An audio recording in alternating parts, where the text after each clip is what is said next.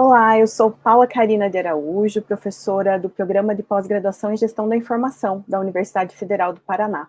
Hoje nós iniciamos a Semana Internacional do Acesso Aberto em 2024 na UFPR, e o painel de abertura do evento é Open Access Policy, e a nossa convidada é a Ashley Farley, da Bill and Melinda Gates Foundation. A palestra será em inglês, as perguntas podem ser enviadas pelo chat em inglês ou português e serão direcionadas à nossa convidada ao final da sua apresentação. So let me introduce our guest. Ashley Farley completed her master's in Library and Information Sciences through the University of Washington's Information School. Ashley is Senior Officer of Knowledge and Research Services at the Bill and Melinda Gates Foundation. In this capacity, she leads the Foundation's open access policies implementation and associated initiatives.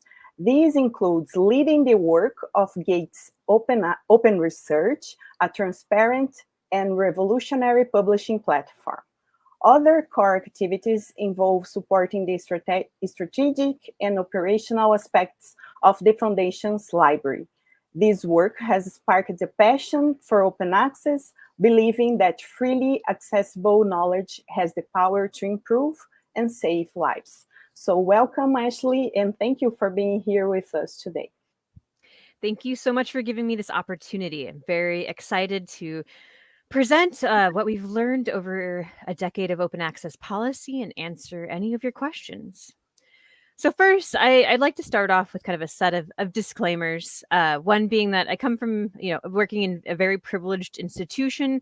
The Gates Foundation has a lot of money and privilege to work with, and we've been able to pay or take risks that others may not be able to do.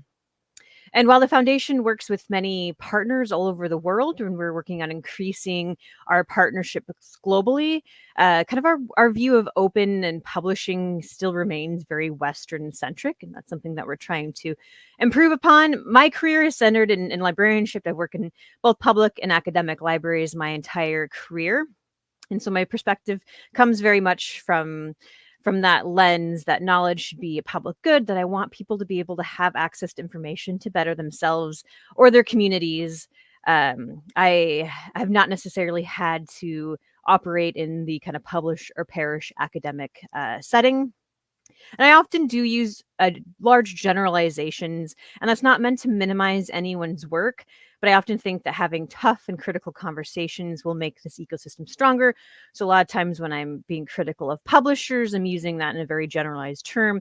So let's get started. So first, just kind of what is open access? Of course, open access is the free, immediate online availability of research articles combined with the rights to reuse those. And I think that's really important. And over the years, we've really increased our messaging around authors retaining the rights to their work so it can be more easily built upon without legal or financial barrier.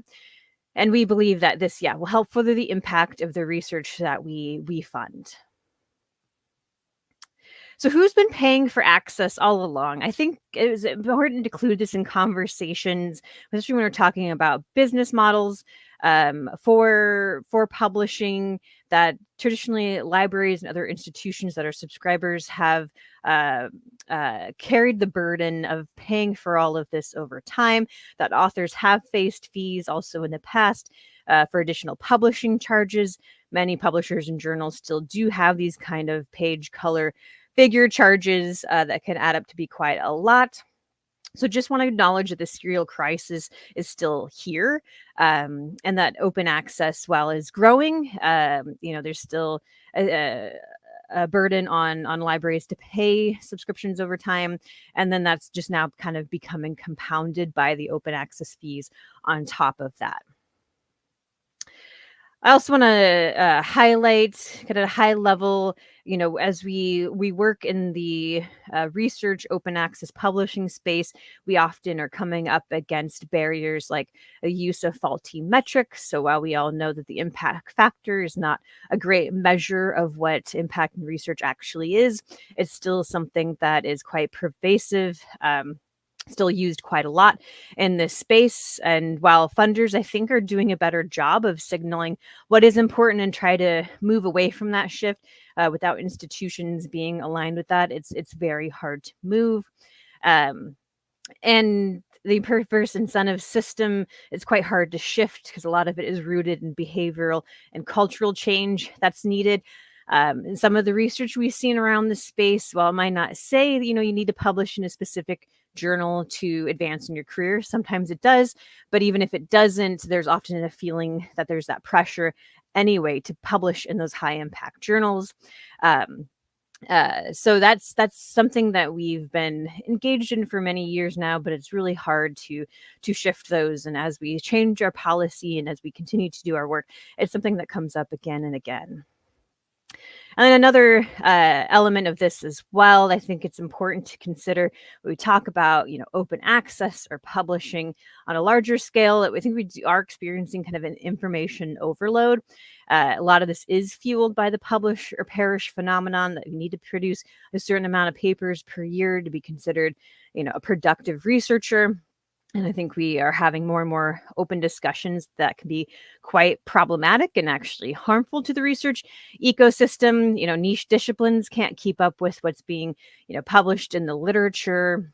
There's continued pressure to publish papers to add to the CV, a resume. We're seeing, more talk about paper mills, paid for authorship, use of special issues in certain ways that might not be the intended use to communicate the research, but to bolster up the work of the researchers themselves. So this is, and then, as AI becomes a more and more popular topic, as we try to think about what does the future of using and disseminating information look like, I think this is important to consider that we're still wading through a lot of information that's being published per year.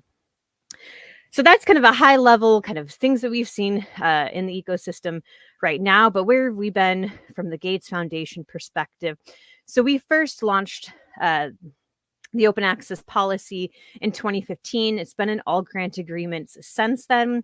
In 2016, we launched what is my favorite project to work on. That's Gates Open Research. It's a fully open post-publication peer-reviewed model. It's, I think, what we could do to leverage kind of the technology we have nowadays to better create, disseminate, and update information. It's the F1000 model, if you're familiar with the publisher. So we've partnered with them since 2016 to host the platform. It doesn't have an impact factor.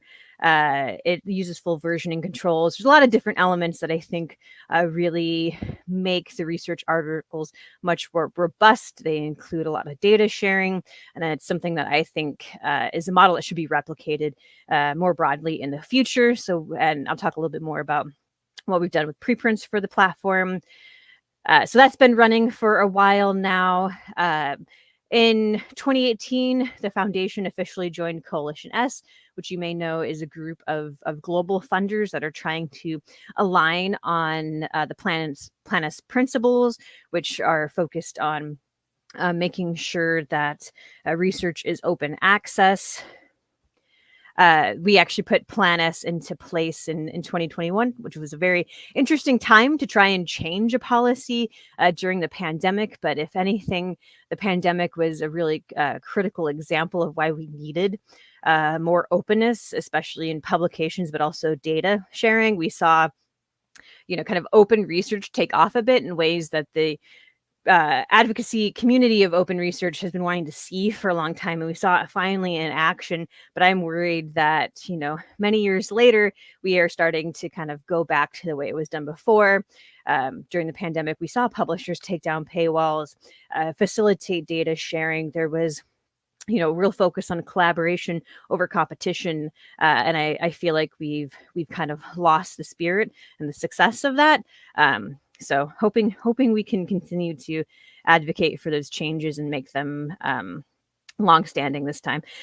And with the coalition, the goal is really twofold. One, to have funders align on policy, to make it easier for grantees to understand what policies apply to them and how to adhere to them. So there's a lot of oftentimes co-funding. So funders overall have kind of the same view on what the requirements for open access is. It'll be easier to achieve, and also that collective action to really push for change, especially in publisher policies and the publishing space. But we also acknowledge that the coalition has not grown globally like we would like to have seen it, and have more countries involved. But there's a lot of work being done there, and some of that is touched on in like UNESCO recommendations on open science as a global policy framework was really critical. Um, We've also seen Diamond Open Access begin to really gain, I think, meaningful momentum, and we are closely following that. In the US, it was really important to see the White House Office of Science and Technology Policy, the OSTP, released requirements to their public access policy change, requiring immediate open access, which will be taking effect, I believe, by 2026, which is something that I didn't think I'd see in my career. So it's very exciting to see that change happen quickly, and I think we're getting to a point where it feels like there's real momentum happening in the policy space, which is very exciting. So at a high level, here's some of, we're looking upon a decade of open access. It felt like this is a really good time to look at our data, look at the external ecosystem, see what we can learn and what changes do we need to make in our policy. So we've seen over the years that open access compliance has risen steadily, but it's also flattened. So we started in 2015, about 2% of the articles published with foundation funding were made open access, to now, fast forward to today, and we're seeing about 85%, which is great growth. But we've also seen that publishers are often slow to change or push back, especially with revenue is threatened in business models.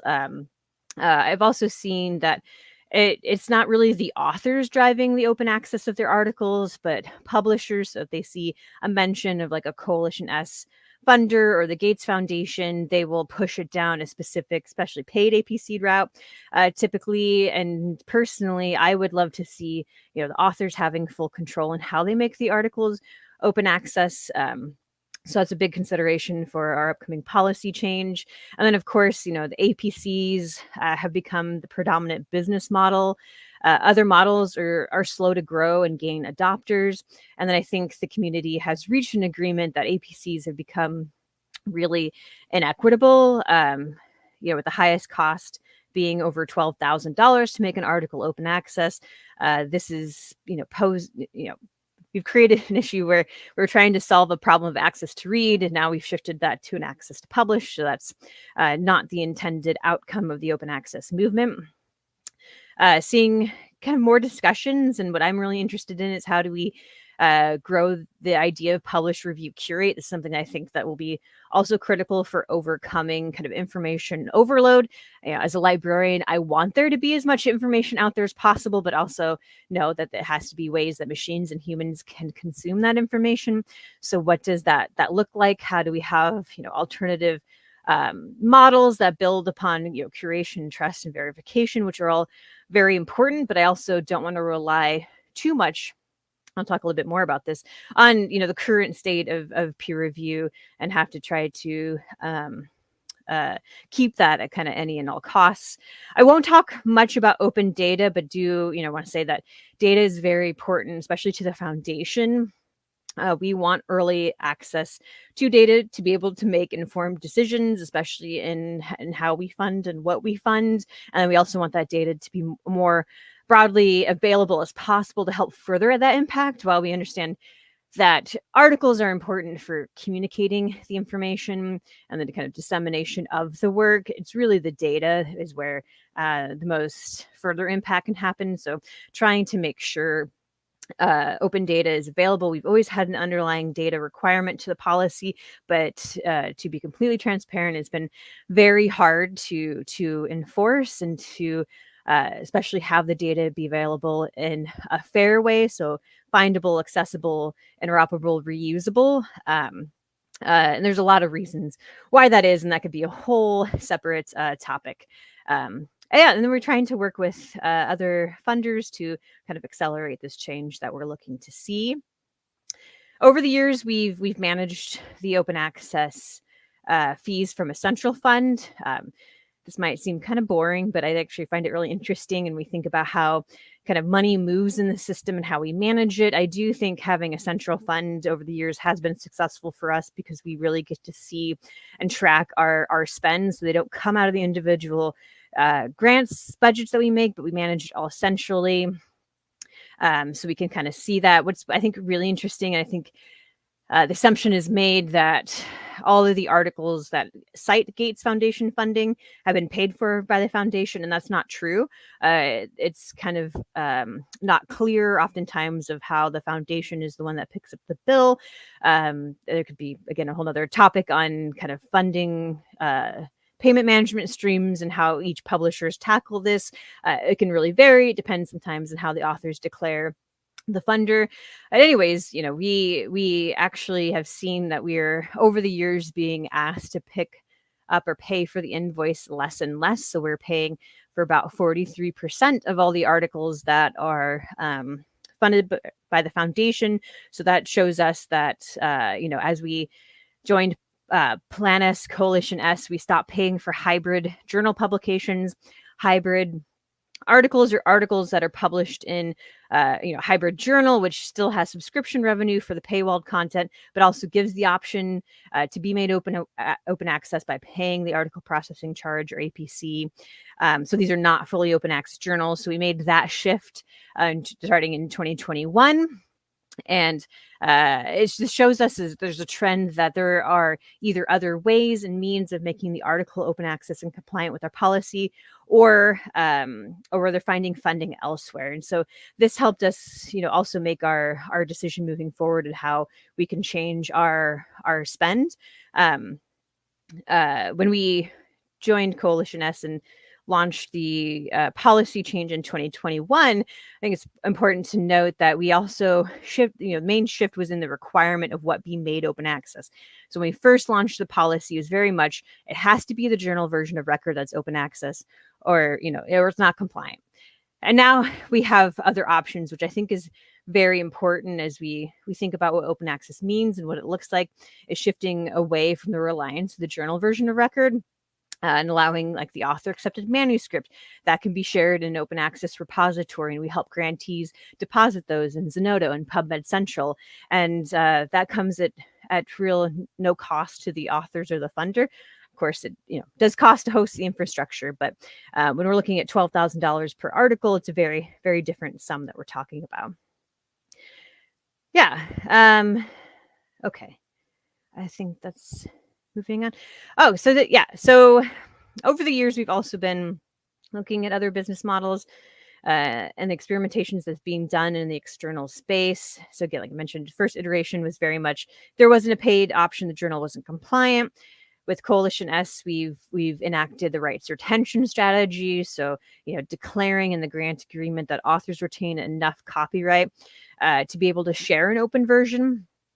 So more of the green open access route. And I think that's very, very important. I think especially libraries have done an excellent job of building up and supporting repositories over the years, and that we should be leveraging those more.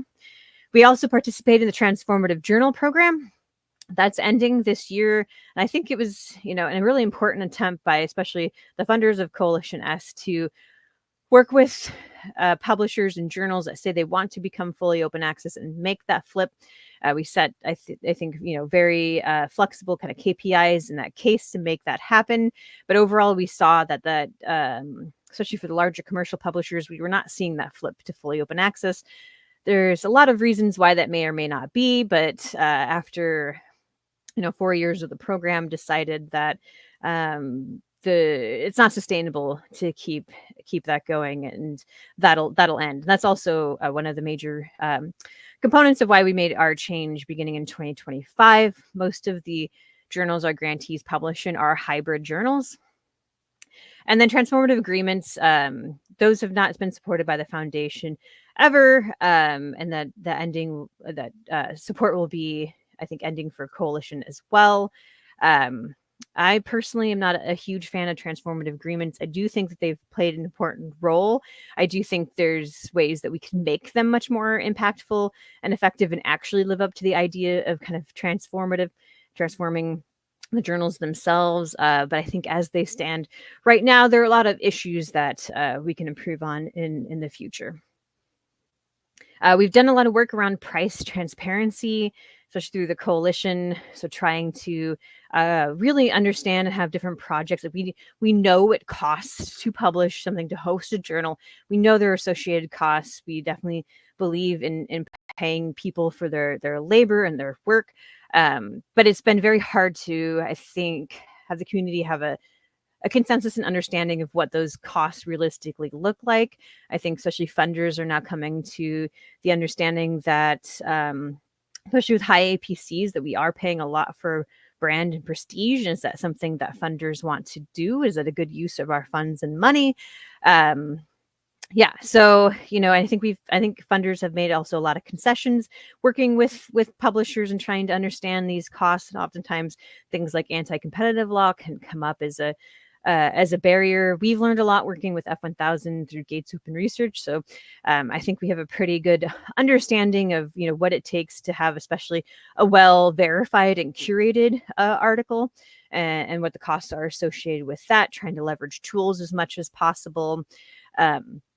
When we are paying APCs, I think there can be a reliance on the language of what a reasonable APC is through some of the research that we've done from the foundation. I don't think you can accurately define what a reasonable fee is, especially that's going to vary globally, as it should. And we're not seeing a lot of varying global pricing throughout to reflect local economies and markets. There has been some work done on that, and hopefully that'll continue to take off in the future. And then we've been exploring kind of what other models, what can we do to get away from the reliance on like a per article APC payment.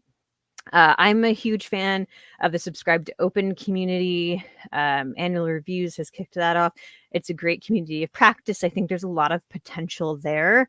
I think, it could leverage the systems already in place of what the journals are getting from libraries as far as subscription revenue, and then making those articles open access. I think the libraries community are also very much looking to be able to use their budget for things around collective action that better support their communities. So I think there's a lot of opportunity there. We are also working with the Diamond Open Access model. So it's more of like a subsidized platform or a way of supporting publishing activities. And we're also exploring other models with especially working with nonprofit publishers, I think is very important. So at a very high level, here's some things that we've learned along the way. We've been working on improving our monitoring. We work with OA Works, which is a great nonprofit organization, to be able to track our publication outputs, see how they comply, what licensing. We've always required the Creative Commons CC BY license. We think it's very important that we have a very open, liberal reuse license for the research. We have a lot of commercial partners that we work with and think things should be used in the commercial sense, but also think having like translations and derivative works is very important. So we often, have to check and follow up and make sure that articles are published compliant with our policy. And we're not just checking on researchers to make sure they comply with the policy, but publishers as well. Also, when we're paying an APC, that we're getting what we paid for. Authors have seen the value in open access and do want to comply. Like I said, underlying data sharing remains low. Some motivations in this space, the researchers do want to comply with funder policy and openly share their work. I think over the past decade, the open access community has done a great job showing the benefits and the value, and that largely, there's no moral argument against open access. And I don't think large publishers are not going to change their business model out of the kindness of their hearts. And we talk about money, I worry that we are kind of flirting with open access at any and all costs, and that this is not equitable or sustainable. Privileged researchers will always find the money they need to pay these fees if that's what they want. And so, again, as I said earlier, it's kind of, I think, near impossible to define what a reasonable fee for publishing is. I think we're kind of still seeing some more of the same. So, some of the practices that we've been testing for decades now, I often feel like in this space, there's a reliance on perfection versus experimentation. That's okay to try things and not have them work. And I think, it's important not to try to find the perfect business or publishing model, but to experiment and reiterate and pivot. I think that's incredibly important, but that's a big risk, and so many aren't willing to take it, which I understand. And that kind of ties with waiting for another group to make a needed change. Often people would rather, be much more comfortable, of course, following than leading. I think, profit publishers are always going to prioritize what's best for the business.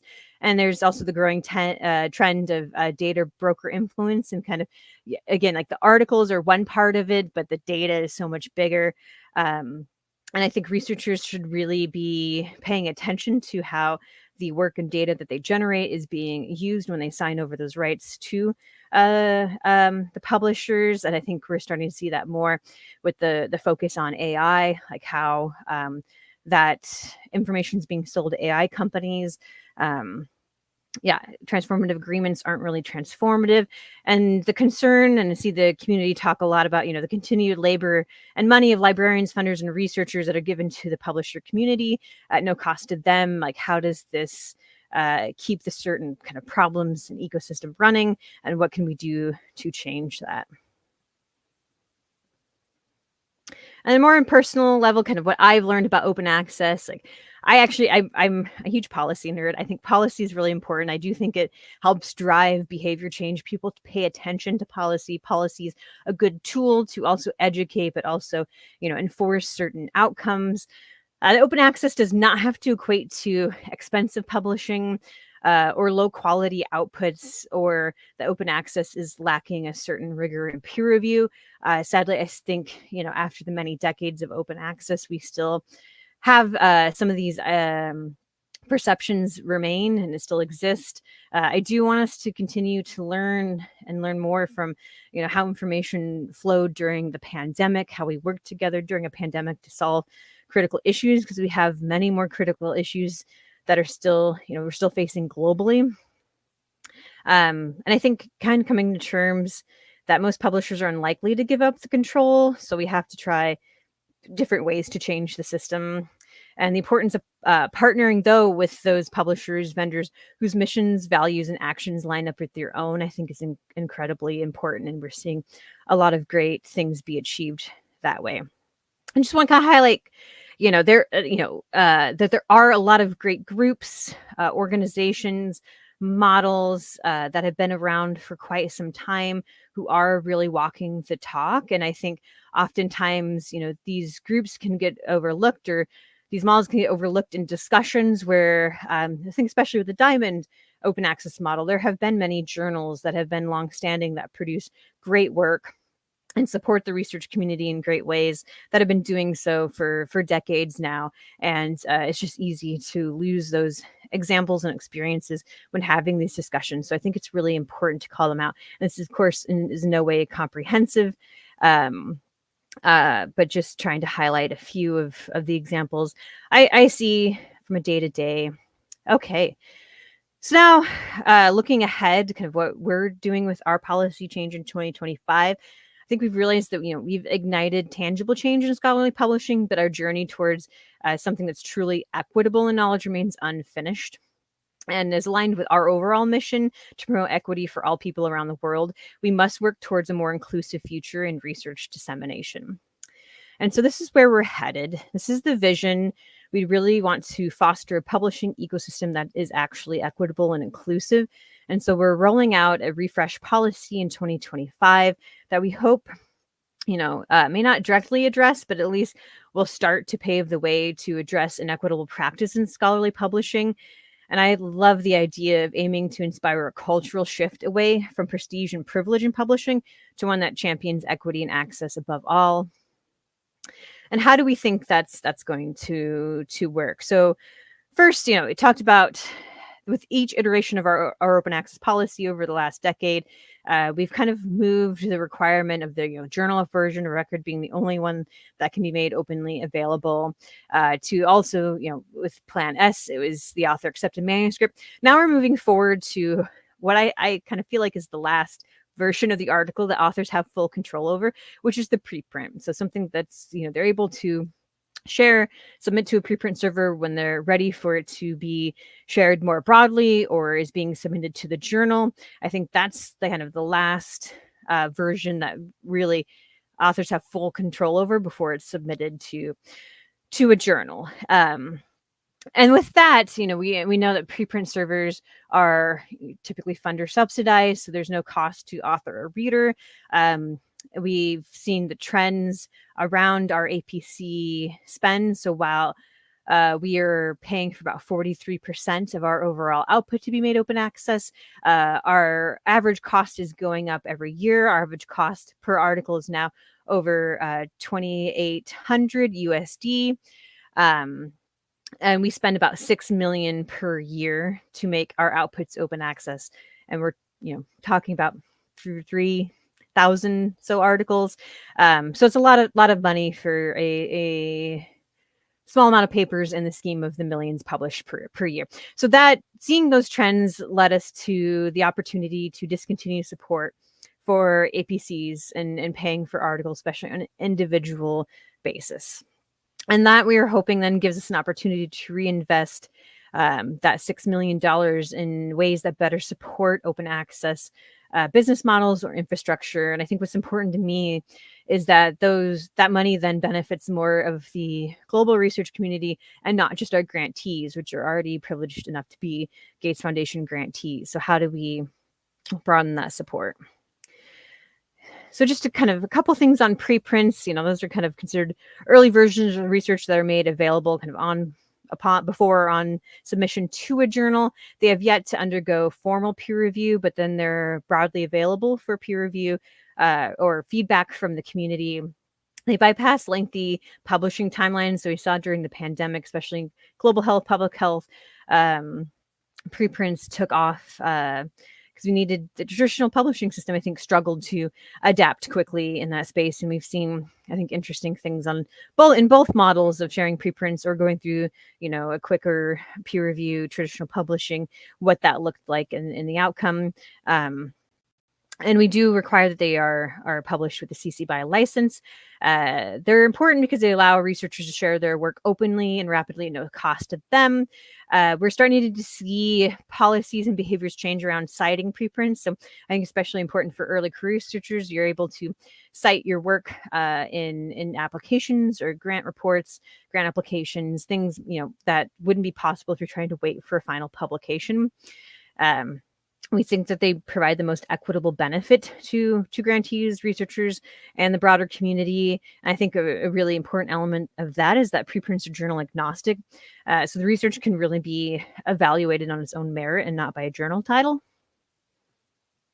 So here's just kind of, being able to preprint with power, kind of again, what I think is a really interesting component about preprints is at first there was that, pushback and lobbying against from, publishers and certain stakeholders in the community that didn't want to see preprints take off.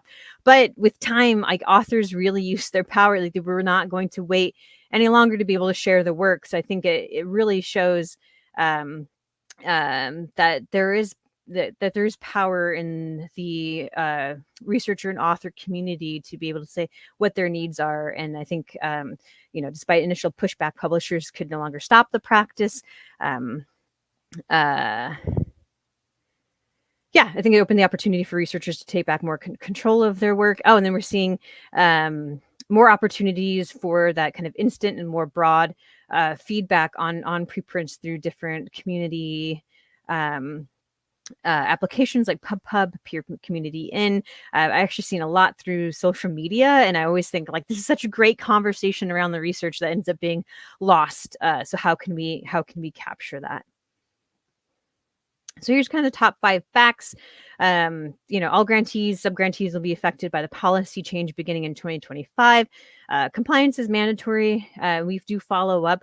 We do want to take a very educational approach and stance because now there are easy ways that we can have grantees fix non-compliance using OA report and OA works. We send out an email saying, hey, either has the wrong license or it's paywalled. Please upload a version of your article here. So we make it kind of easy for that to happen.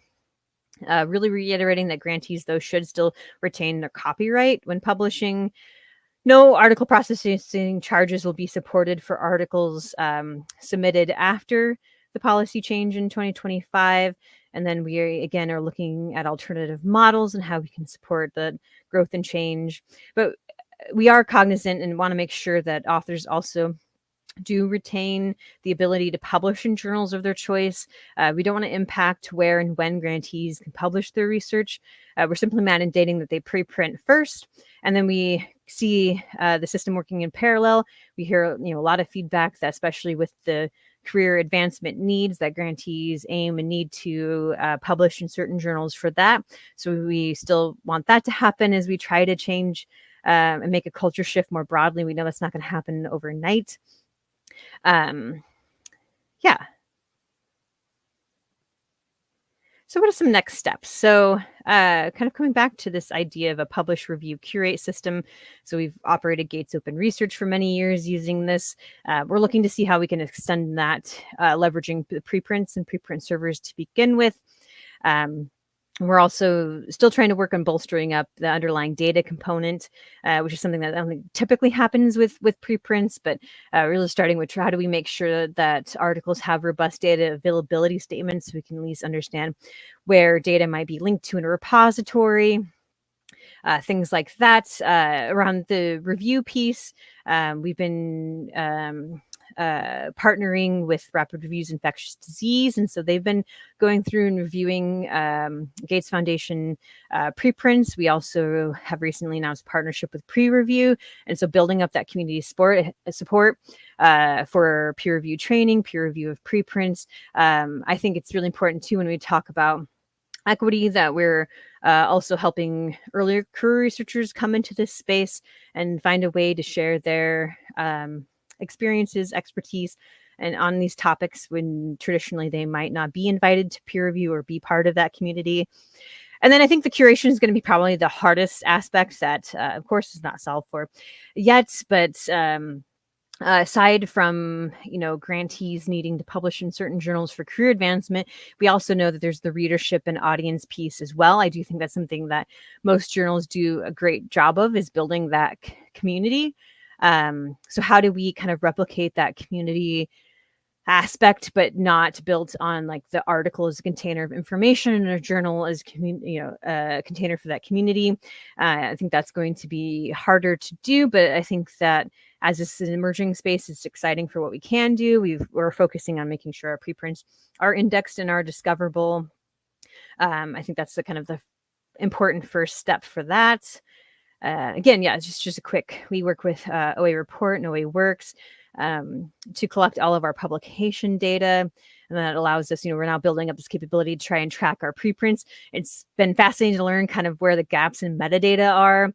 There's a lot of discussions in the ecosystem. How do we improve using like DOIs, digital object identifiers, or PIDs, to be able to track these pieces of information much more effectively. And I think that's still, an area too where there's a lot of work to be done.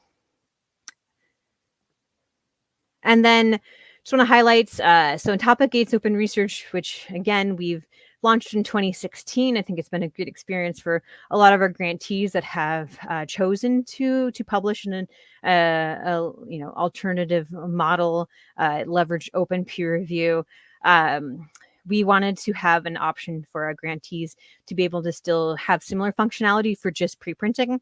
So we launched Verichive, which is essentially kind of a verified preprint server overlay to Gates Open Research. There's a couple reasons why we thought this was necessary. One, it's already integrated with our grant management system. So we talk about metadata and how hard it is to be able to track and verify funder information. This is already set up and good to go. having it connected with Gates Open Research, I think will help our grantees that have never pre-printed before feel a comfortability around that. It also has 20 different ethics and integrity checks. So it's something that we're kind of experimenting with. It takes a little bit longer, maybe up to a week to post the preprint. So it's kind of in between, what typical preprint servers are doing around the speed and having the article up in 24 to 48 hours, most of which also go through different checks. And verification steps, but not also the drawn, maybe the longer time frame around having more of the formal peer review. So what can something like that look like? And I think it's been interesting to experiment with this. And I don't think everything necessarily needs to go through full peer review. Yeah. So we will have that labeling. We really want to kind of build that trust around the preprint process, and then grantees can kind of take a packaged up, maybe improved version of the article and submit it elsewhere. But then we have the preprint available, and it's compliant with the policies. So this just launched this summer. I think we're up to a little over 30 preprints in there now, but it's been exciting to see it kind of grow and take off already. And with that, just a couple closing thoughts. Like, open access doesn't have to be all or nothing. It doesn't have to be done in a specific way. It doesn't also always have to be about giving. I think researchers a lot, feel like it's always giving something away, but I think that they get a lot back from it as well. I think it's really good for the entire ecosystem. And I do believe that small changes to advance open practices can have a large impact, and I'm excited to see where we continue to go in the next decade. And thank you for listening.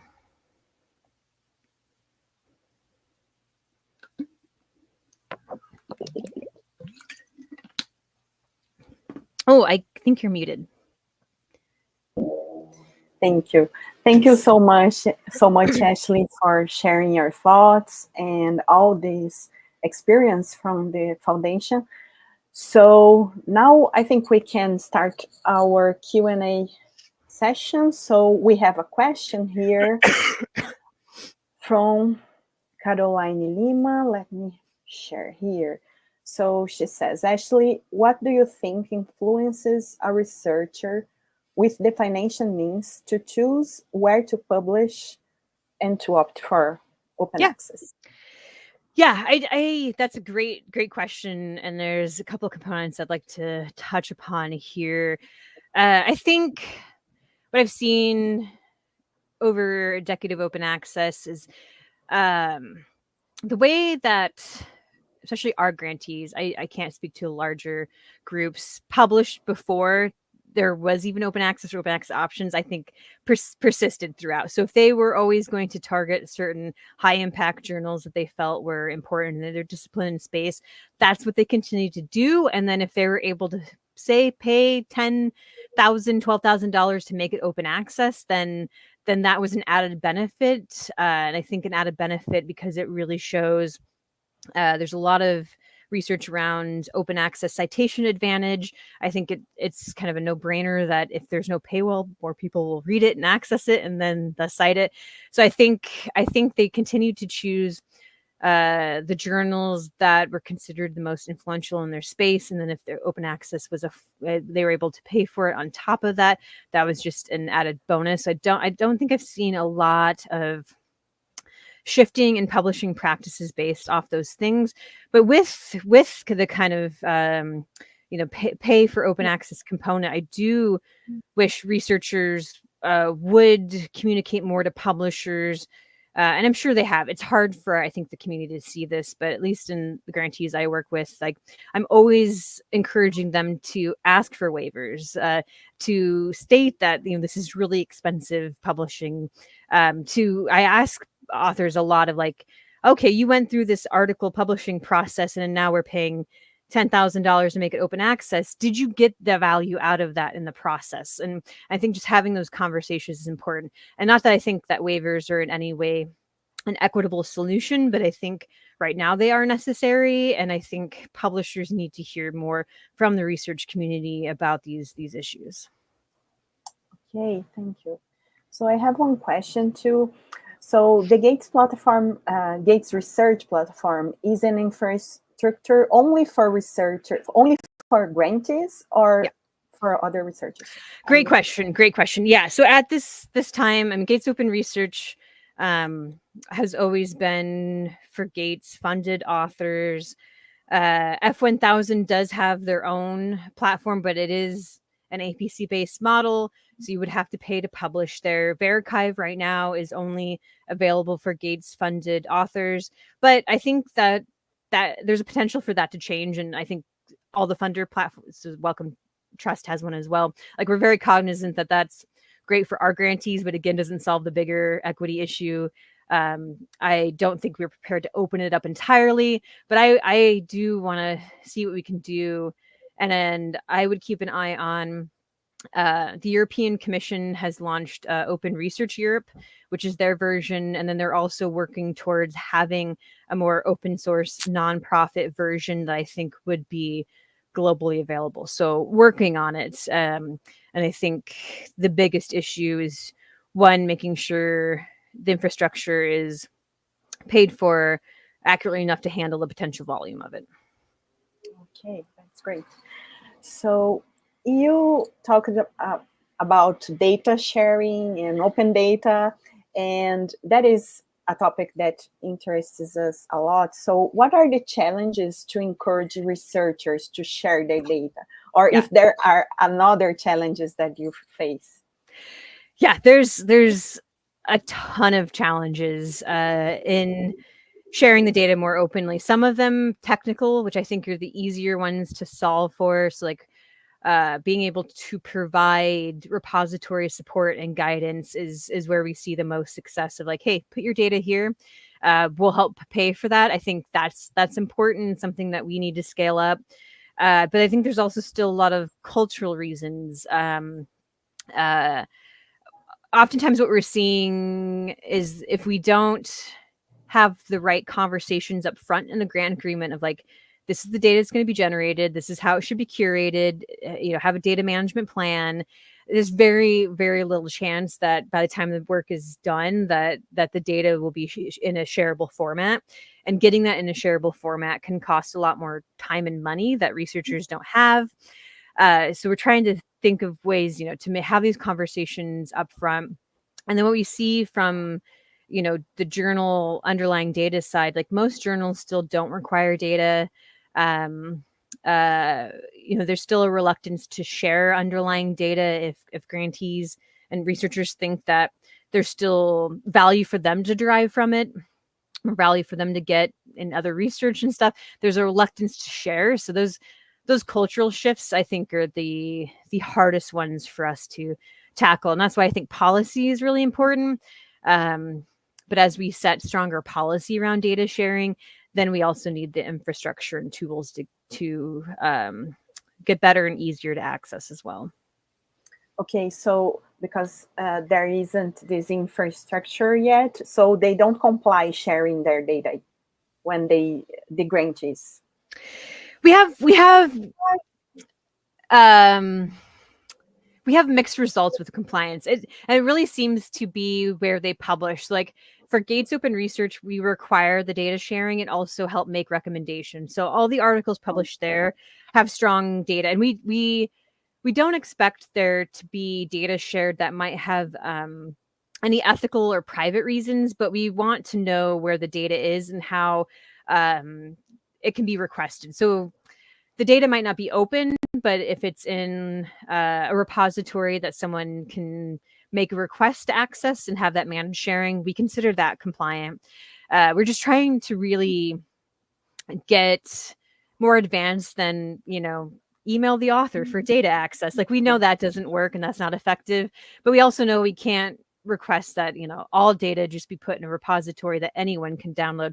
So how do we find that kind of middle ground and make sure that there's responsible, safe sharing of the data? But yeah, I would say, most times too, if we follow up on non-compliance, like, it's oftentimes too late to fix. The researchers have moved on to other projects. The data often can just, it's stored somewhere, got lost somewhere. And that's a real, issue that we've been wanting to solve for. And actually, COVID was a really interesting time to improve that. That's where we saw the strongest data agreements and grants and the strongest data management plans, and then the outcomes of the data actually being shared. So we can improve upon that, but it's still, underlying data compliance is low. Okay. So Brazilian government is investing too much, I think, in transformative agreements. So you talk about some issues, né? You mentioned that. So can you talk a little bit more about that? What are some of these issues?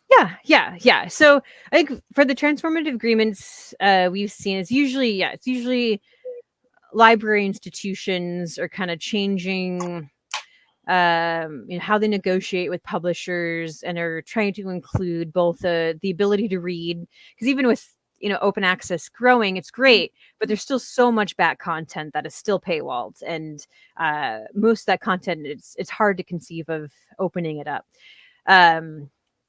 So but what I think is missing is in transformative agreements is, one, still a lot of price transparency. And I think price negotiation. So we're hoping, and I think there's been some tools that the coalition S has put out, where it'd be great to, make sure that publishers are sharing more of their price data, understanding,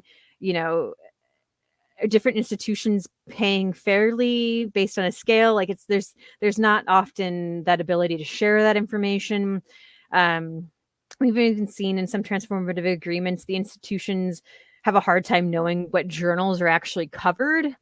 So I think, and they're based on historic volumes of publishing, which might not have a good cost savings to libraries. And I think there's a perception that would help kind of solve the serials crisis, but we haven't really seen that. I think there's some successes depending on the institution and the negotiating power they have. I think I've seen more success in institutions walking away from the big deal, so canceling big deal subscriptions, going to a more article on demand model for access. I think that's showing just as much success as transformative agreements, which take a lot of energy and I think labor, especially from library institutions, to negotiate those deals. Okay, so I think we get to the end of our panel, and thank you so much, Ashley, for being with us today and sharing your thoughts. And I don't know if you have some last words. Yeah, I just my contact information is in the last slide. I always love to hear, especially from researchers around the world, kind of what your perspectives are, what your publishing needs are. I'm a huge fan of libraries and librarians, and I think we can do a lot to change the space. So again, focusing on those small actions that can have a broad impact. And I just think it's important for people to be engaged on this topic. So I'm just appreciative of everyone giving of their time today. Okay, thank you. Thank you. Obrigada. Happy Open Access Week. Yeah, happy Open Access Week. Bye.